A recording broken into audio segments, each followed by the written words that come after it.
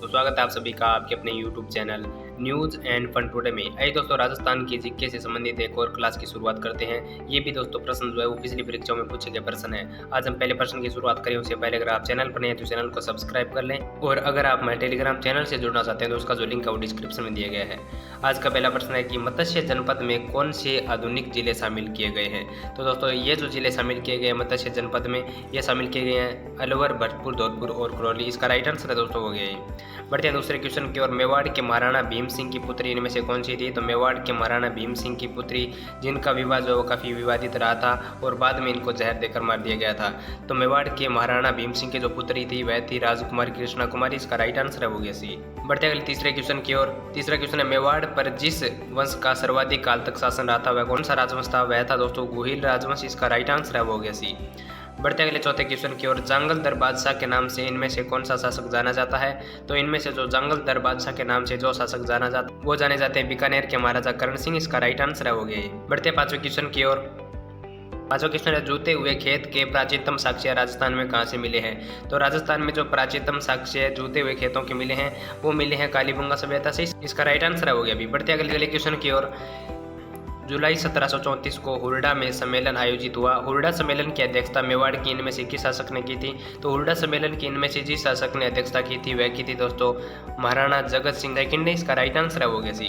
बढ़ते अगले क्वेश्चन की ओर। तराइन के प्रथम युद्ध का परिणाम कैसा रहा था। तो दोस्तों जो तराइन का जो युद्ध हुआ था वह हुआ था पृथ्वीराज चौहान और मोहम्मद गौरी के मध्य, और प्रथम युद्ध में पृथ्वीराज चौहान की विजय हुई थी। इसका राइट आंसर है वो गया सी। बढ़ते अगले क्वेश्चन की ओर।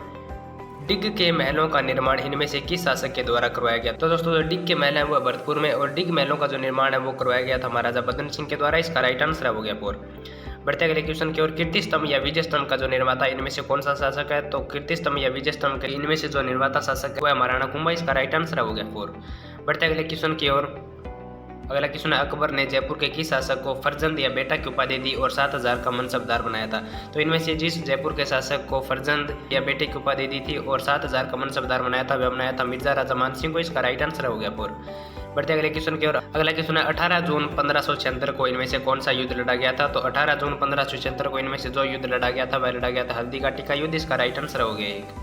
अगला क्वेश्चन है पृथ्वीराज विजय का रचयिता इनमें से कौन सा व्यक्ति था। तो पृथ्वीराज विजय का जो रचयिता था वह था जयानक। और दोस्तों ये जो ग्रंथ है वो संस्कृत भाषा में लिखा गया और एक बार यह परीक्षा में पूछा भी जा चुका है। इसको दोस्तों आप जरूर से ध्यान रखें। बढ़ते अगले क्वेश्चन की ओर।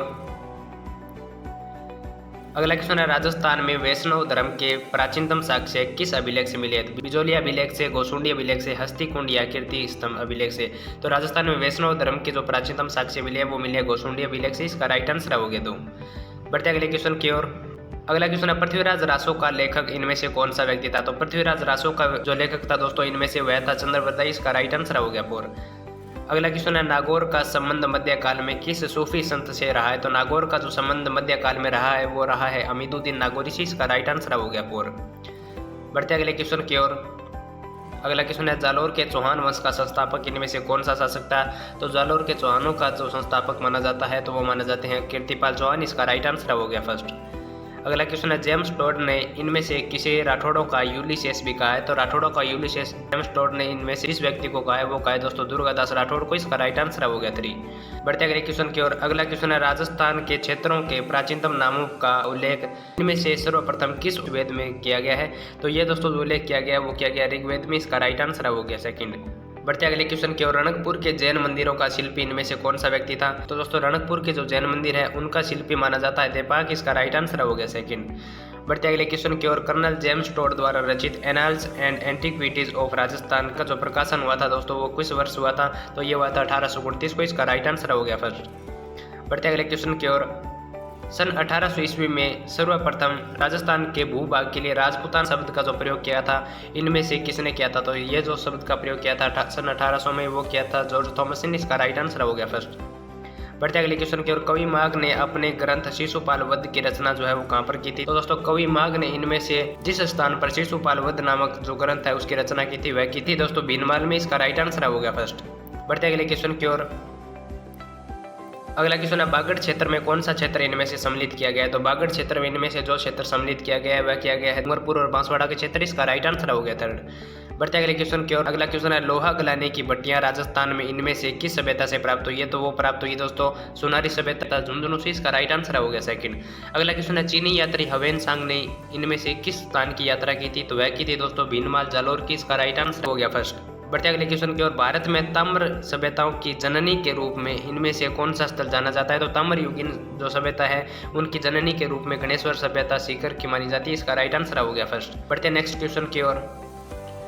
अगला क्वेश्चन है दाऊदी बोहरा संप्रदाय का प्रमुख केंद्र इनमें से कौन सा माना जाता है? तो दाऊदी बोहरा संप्रदाय का जो प्रमुख केंद्र माना जाता है वो माना जाता है गलियाकोट डूंगरपुर। इसका राइट आंसर हो गया थर्ड। बढ़ते अगले क्वेश्चन की ओर। मत्स्य जनपद आर्यजन के रूप में मत्स्य जाति का उल्लेख सर्वप्रथम किस वेद में हुआ है?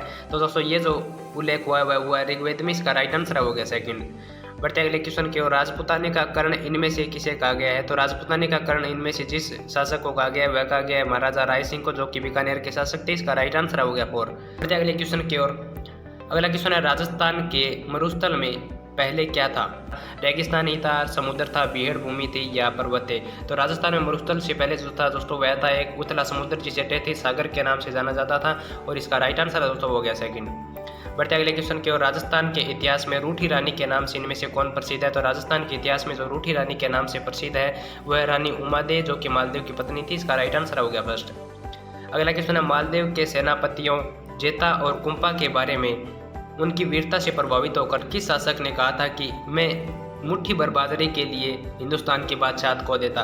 तो ये दोस्तों जो कथन है वो काफ़ी लोकप्रिय माना जाता है और यह काफ़ी परीक्षाओं में पूछा गया है। तो मालदेव के जो सेनापति है जेता और कुंपा उनके बारे में जिस शासक ने यह कथन कहा था वह कहा था शेरशाह सूरी ने। इसका राइट आंसर हो गया सेकंड।